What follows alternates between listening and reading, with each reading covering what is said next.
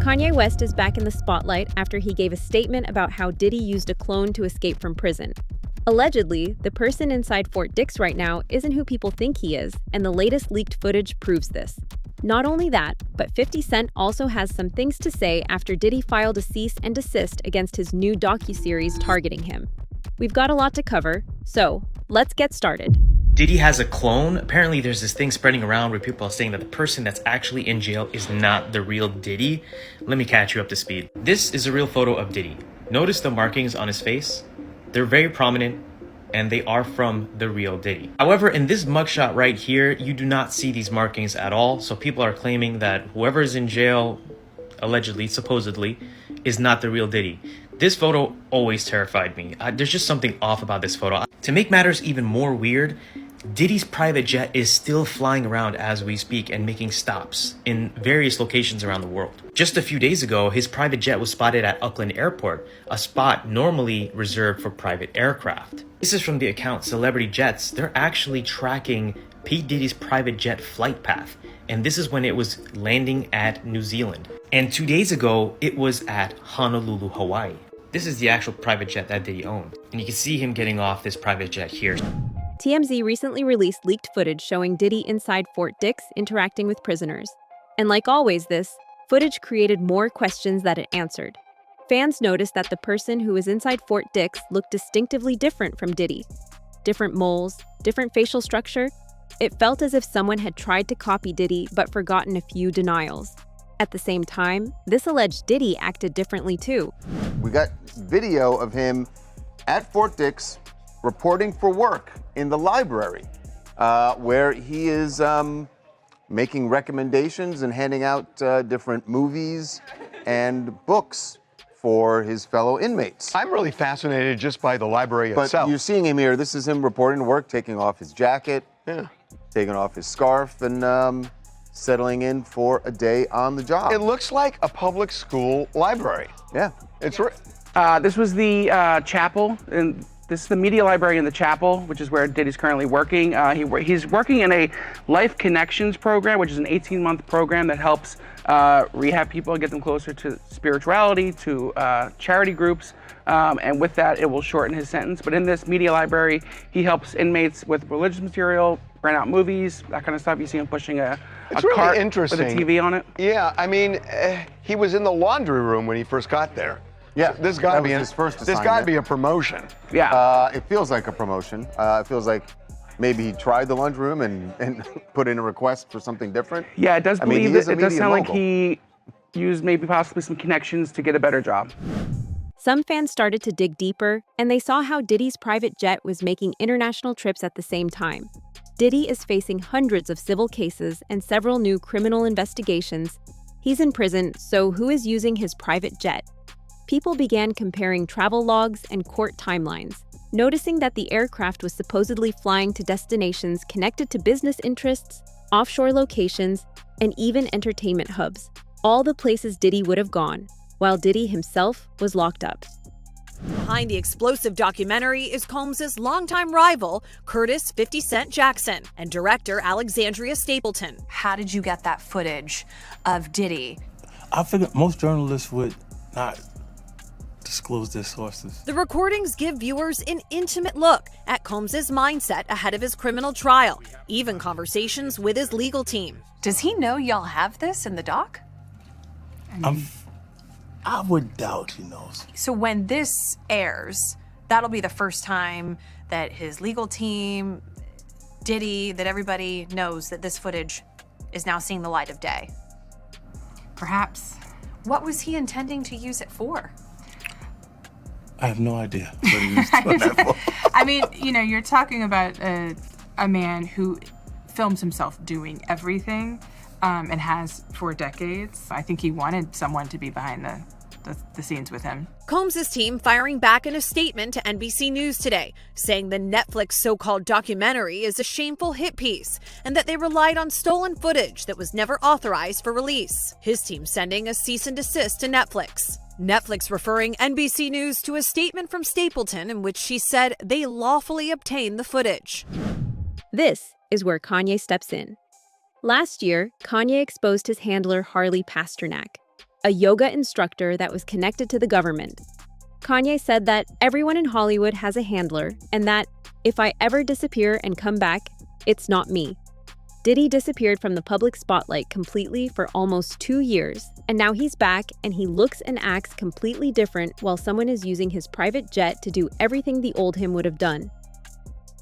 Harley Pasternak has been working with every celebrity, from Ariana Grande to Jessica Simpson, from Mac Miller to Brittany Murphy. This man is everywhere, and there are major red flags. Like, why is an ex-government defense agent working as a nutritionist for the biggest celebrities? It really appears that Harley is a handler, and that's why celebrities like Kanye West has exposed him. For example, Kanye shared text messages showing Harley threatening him to drug him up like a zombie, send him away to a hospital, and keep him away from his kids. There's also the fact that Kanye was supporting Diddy from day one at his trial and even showed up in court.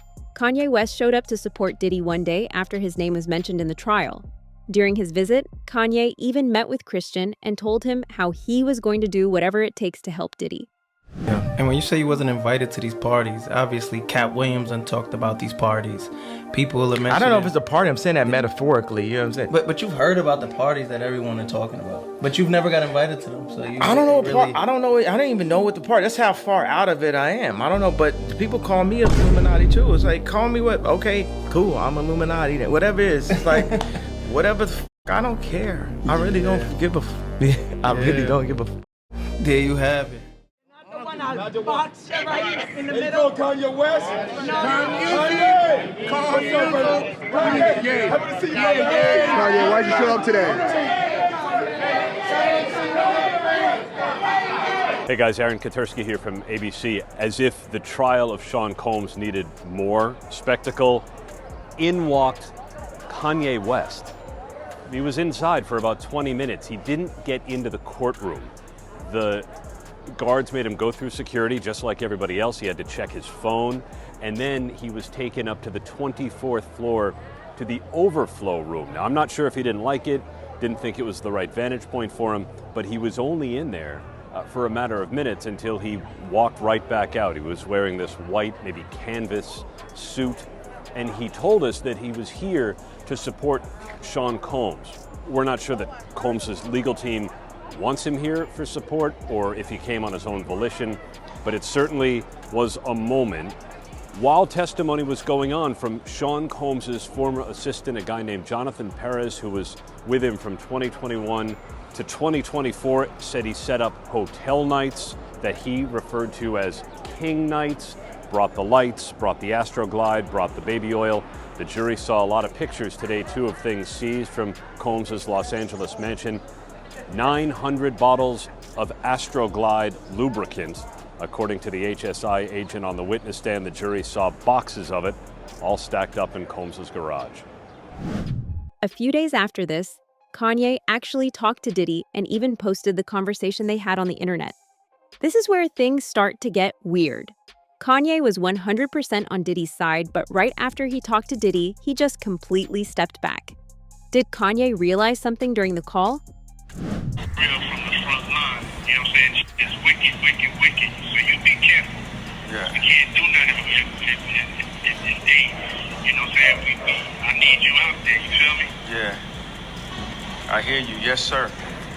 Yeah. Yes sir. And have some fucking fun. Yeah. Not having no fun and they get behind the mic, have some fun, chop up them samples, get back on your headband, vibe, yeah. Have some fun, get back to smiling. Yeah. These other motherfuckers, they're wasting your time, big. Yeah. You know what I'm saying? Yeah, I understand. Hollywood and cloning go way back, and it's not an allegation people take lightly. Orlando Brown even suggested last year that Kanye had been cloned, and a lot of people believed it. Even Kanye talked about cloning and said this about Elon Musk. Am I the only one who thinks Elon could be half Chinese? Have you ever seen his pics as a child? Take a Chinese genius and mate them with a South African supermodel, and we have an Elon. I say an Elon because they probably made 10 to 30 Elons, and he's the first genetic hybrid that stuck. Well, let's not forget about Obama. You guys actually realize like how there's a taller Kanye and a smaller Kanye, taller Kanye and a smaller. They're fighting for who's going to be Kanye.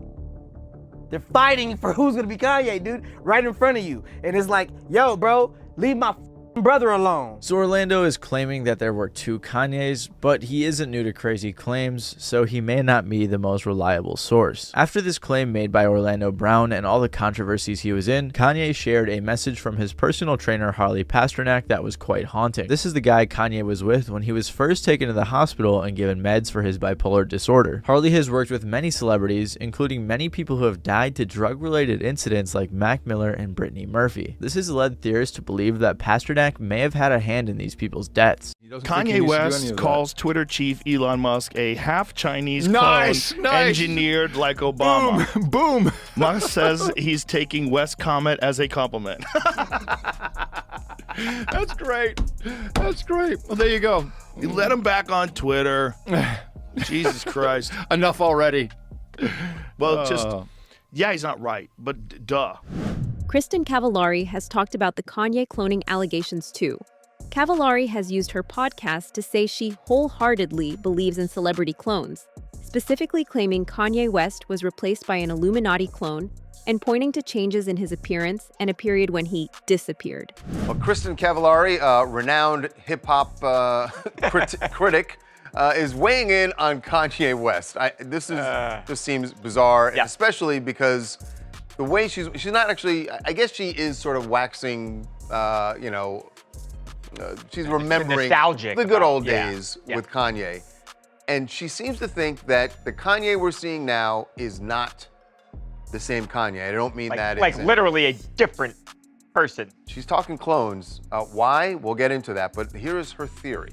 Kanye is a clone. I wholeheartedly believe what I'm about to say. I think there are clones, and I'm going to tell you why. Remember, he was really talking a lot. The cabal didn't like that, you know? The Illuminati, the cabal, they did not like how much he was saying. He was calling a lot of people out, and he said, if I go away and I come back and I look different, that is not me. If I ever went anywhere, we'd know why. What happened? He was gone for a little while. No, hold on. He wanted to gain weight. I would do that too. I'm going to do that next summer. Look at him. Compare old photos of him. It's not the same person. It's not. Don't cancel me, Hollywood. I don't know if Hollywood's going to cancel her, but you know who did cancel her, which I'm sure actually feeds into Kristen's conspiracy theory? Who?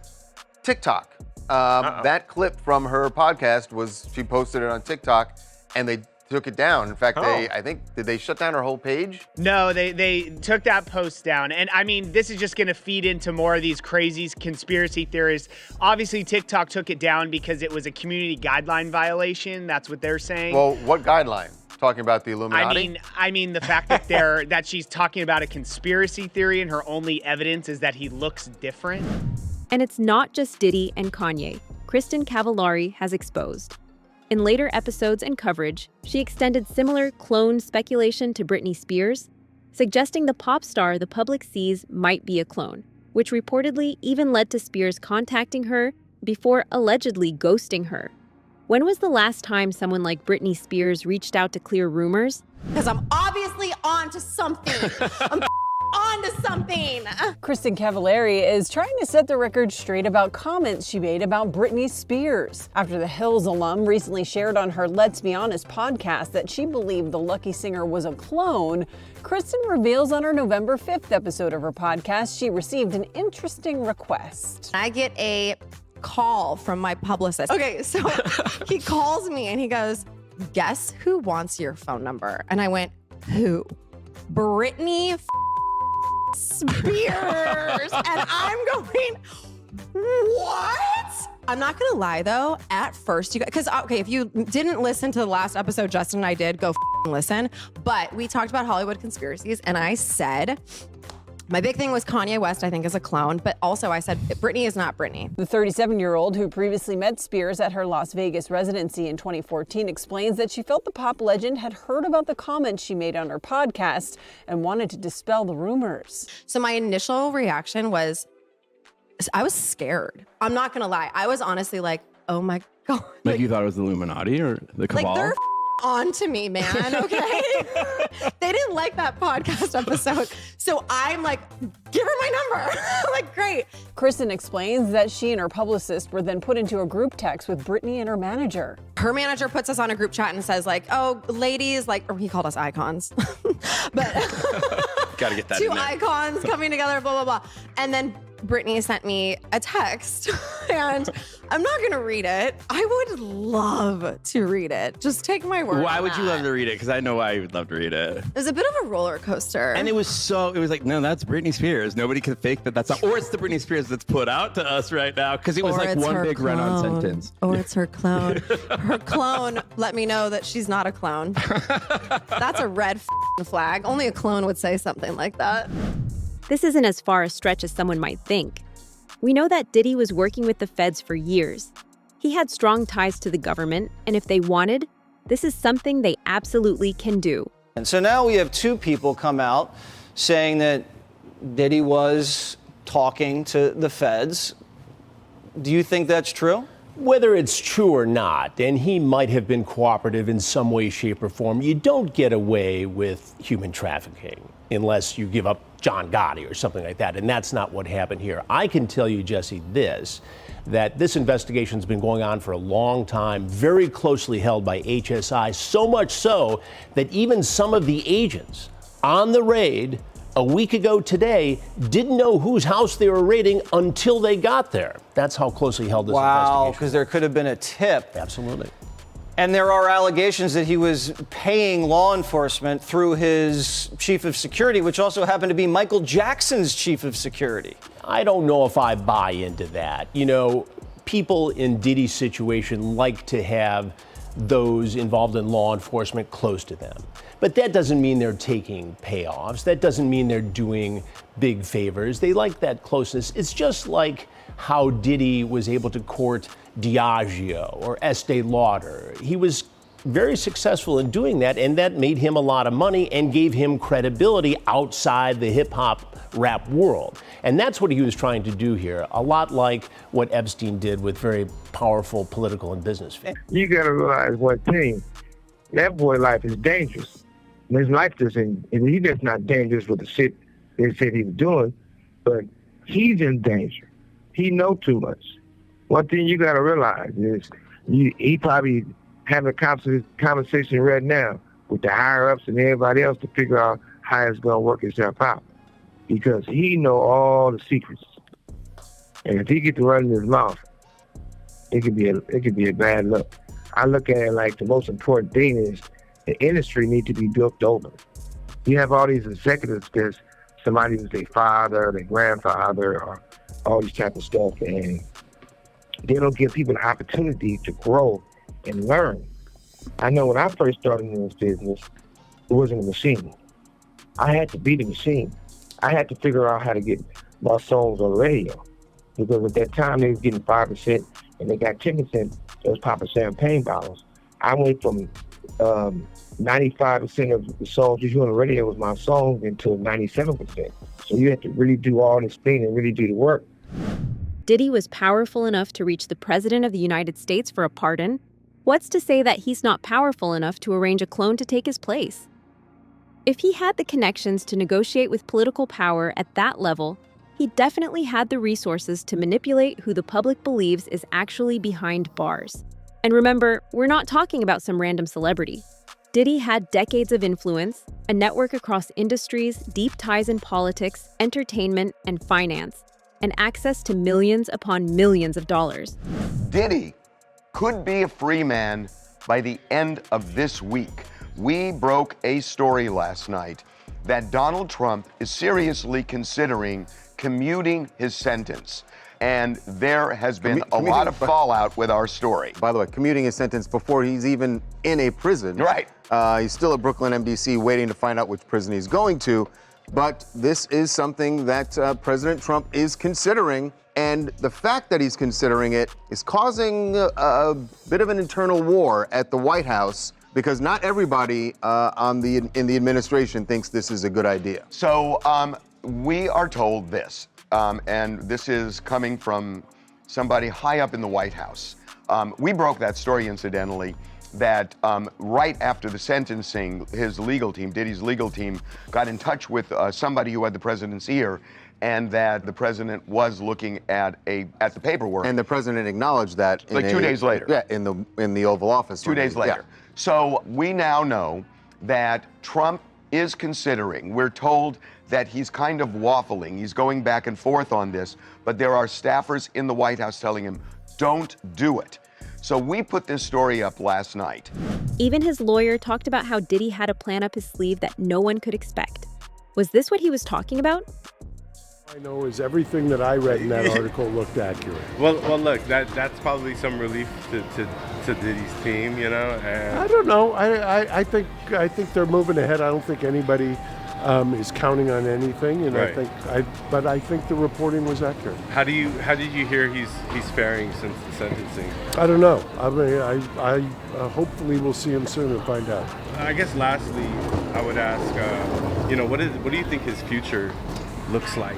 I have the utmost confidence in Sean. I think Sean will make a comeback, the likes of which people are not expecting. So I've watched him. I've known him for a long time. I have the utmost confidence in him. In whatever sphere. I mean, he's done business, the music, he's iconic the in a lot of ways, and I think he'll make a comeback. I'll leave it at that. Let's be honest, Diddy can afford to hire someone to take his place in jail, and he was willing to do whatever it takes. 50 Cent's recent Netflix docuseries proves this. Leaked footage of Diddy before the trial shows Diddy telling his legal team to find the most corrupt person they could and use his help. Could someone like that not find a person to take Diddy's place in prison? Never before seen footage of Sean Diddy Combs in the days leading up to his arrest in New York last September. You want to put the stuff in my fanny pack, King? The exclusive video obtained by Netflix shows Combs debating with his lawyers about strategy. Listen to me. I'm going to get off the phone right now, and I am going to let you professionals look at the situation and come back to me with a solution. No matter what nobody said. Let's just, here and there, y'all are not working together the right way. We're losing. The footage is part of a new, highly anticipated docuseries by director Alex Stapleton and rapper and executive producer Curtis 50 Cent Jackson, titled Sean Combs, The Reckoning. Was there anything that surprised you when you were watching? I think it was surprising that he actually filmed it. It was very interesting to watch a man who's known for his brand presence. You know, he has a really amazing knack for marketing and all of that, and how he was sort of taking that into account in how he was coming off to the public. The exclusive video also shows Combs in Harlem greeting fans. Off my back, bro. Lord, you win. I'm gonna win. Lord, you win. We win it. I'll accept it. I need some hand sanitizer. Hold on. I got it. I've been out in the streets amongst the people. Yeah, I gotta take a bath. Like the amount of people that actually I'm coming in contact with, like that's what I have to do.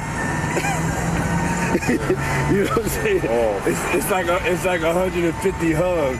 You're a public person as well, and there was one instance in Harlem, and his reaction when those people went away. Got in the car and said, I feel like I need to wash, like I'm dirt. That was, it show you his character. Was that the reason for including it? Yeah, I mean, what's the odds that you would do that in front of a camera? Let people know that the show is not completely the perspectives of people that did not like Sean. We weren't trying to just get the highlights, the salacious details. You know, that the real goal was to storytell. And not everyone needed to have an allegation to be a part of this project.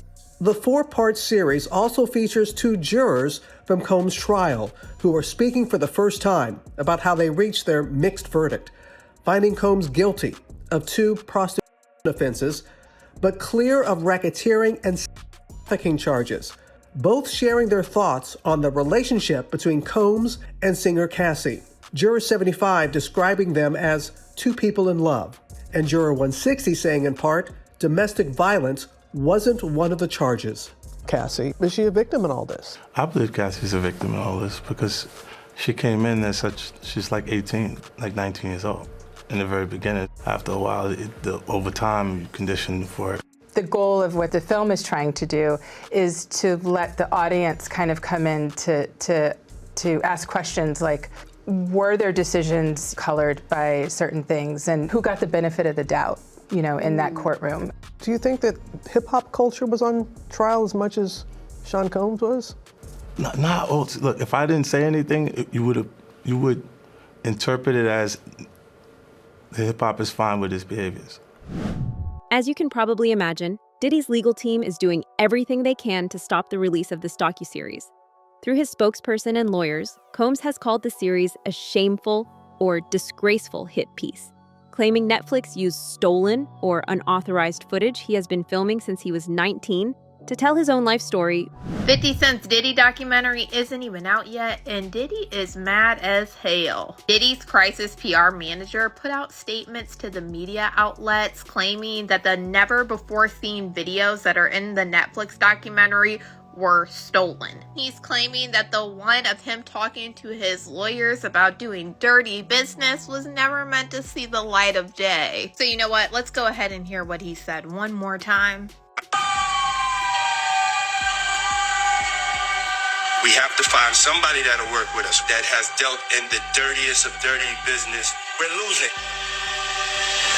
Diddy is also pissed that 50 Cent is the one that created this documentary, calling it a shameful hit piece, and he said it's crazy that 50 Cent got to work on this documentary when he has had a personal vendetta against Diddy for years.